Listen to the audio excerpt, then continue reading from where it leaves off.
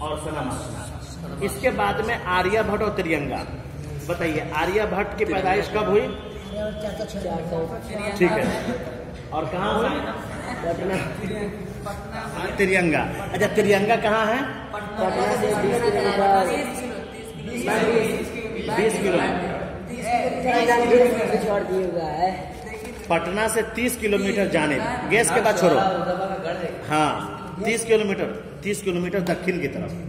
सुनिए, लुत्फुर रहमान के बाद में चैप्टर आ जाएगा किसका? आर्यभट्ट का। देख, हाँ, लुत्फुर रहमान का असल और दोनों नाम लुत्फुर रहमान ही है, ये बात याद रखना। हाँ, शबनम कमाली का असल नाम मुस्तफा रजा है। हाँ, वो याद है ना जी, इसलिए मैं छोड़ दिया हूँ और मुझे याद भी नहीं था। खैर, तो शबनम कमाली, लुत्फुर रहमान का अदबी और असली नाम दोनों लुत्फुर रहमान है। याद हो गया? लुत्फुर रहमान की पैदाइश 1941 में। याद हो गया? और RJD तलू रखते थे, याद हो गया? उनके 2 किताब का नाम बोसैनम और सनम आसना। याद हो गया? अब आइए आगे।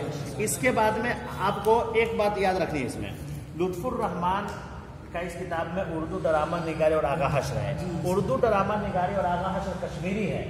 इनके 2-3 हम आप लोग को लिखाए थे ड्रामे का नाम, आगा हश्र और कश्मीरी का ड्रामे का नाम ये है। हाँ, ये यूट्यूब पर ये वीडियो मौजूद है, उसमें आप लोग देख लीजिएगा। अगर आप लोग को नहीं देखिएगा तो यहाँ देखिए, आप अपने किताब के सफ़ा नंबर 76 खोलिएगा और इसमें है असीर हद, शहीद नाज, मारे आस्तीन, ख्वाब हस्ती, खूबसूरत बला, यहूदी की लड़की, रुस्तम सोहराब। ये आगा हश्र और कश्मीरी का ड्रामे का नाम है, जिन्होंने उर्दू में अहम किरदार अदा किया। उसके बाद आर्यभट्ट ने इस किताब में आर्यभट्ट ने क्या क्या इजाद किया?